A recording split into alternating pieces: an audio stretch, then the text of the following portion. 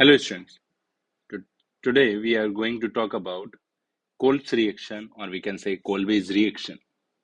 Now सबसे पहले तो हमें ये जानना है कि Kolbe's reaction में हम करने क्या वाले हैं. हम यहाँ क्या लेंगे?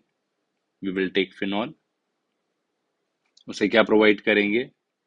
NaOH, CO2 and water. And हमें मिलने क्या वाला है? The product that is obtained in this case is interesting and the name of the compound is salicylic acid. Or we can say orthohydroxy benzoic acid. This is my major product, and yes, we also get a minor product in which the COH is on the para position.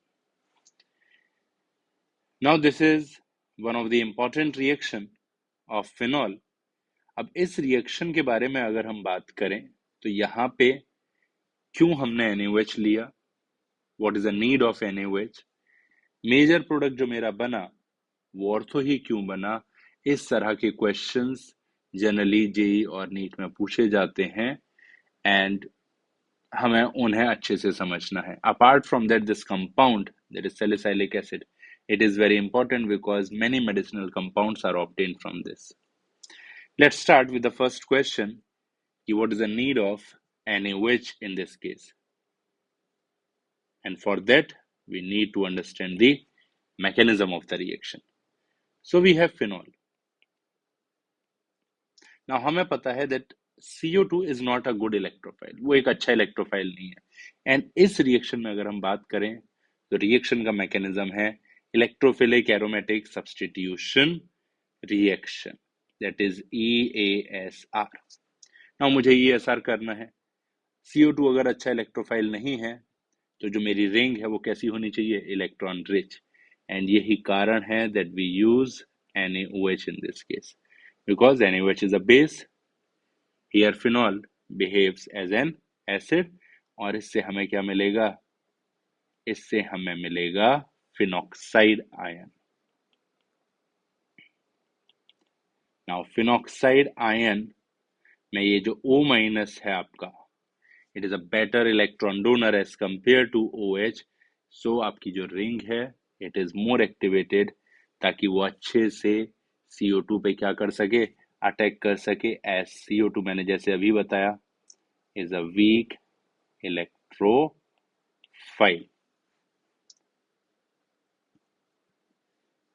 Now देखते हैं आगे क्या हुआ. Now I have phenoxide. अब चलते हैं अपने दूसरे क्वेश्चन की तरफ कि प्रोडक्ट हमारा मेजर ऑर्थो ही क्यों बना. Now अगर हम देखें तो O minus shows plus I effect. That is one of the reason कि हमें ऑर्थो प्रोडक्ट मेजर मिल रहा है. Another reason is कि हमारा जो CO2 है और जो फिनॉक्साइड है, these oxygen interacts with the sodium here, and that's why जब मेरा पाई इलेक्ट्रॉन डेंसिटी इस कार्बन ऑफ CO2 पे अटैक करेगी तो वो क्या करेगी? वो कंपाउंड या वो प्रोडक्ट प्रेफर करेगी जहां पे ये इंटरेक्शन हो रहा है, and that is the ortho product. अब ये यहाँ आएगा और यहाँ से ये पाई इलेक्ट्रॉन्स इस कार्बन ऑफ CO2 पे अटैक करेंगे और मुझे क्या मिल जाएगा? मुझे इस तरह का एक इंटरमीडिएट ऑब्टेन होगा.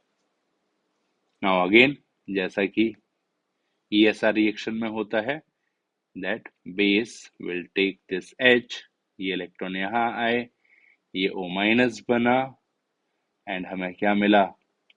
O minus CO minus. And अगर आप यहाँ पे H प्लस वाटर देते हैं तो we will get OH COOH and that is your salicylic acid.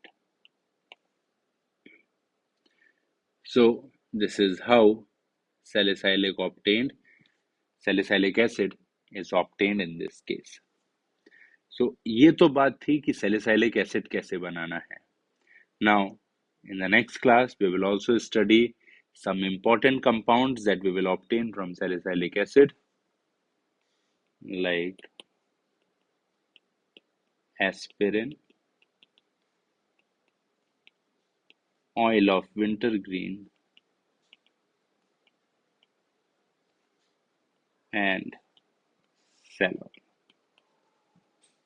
So, that's it for today.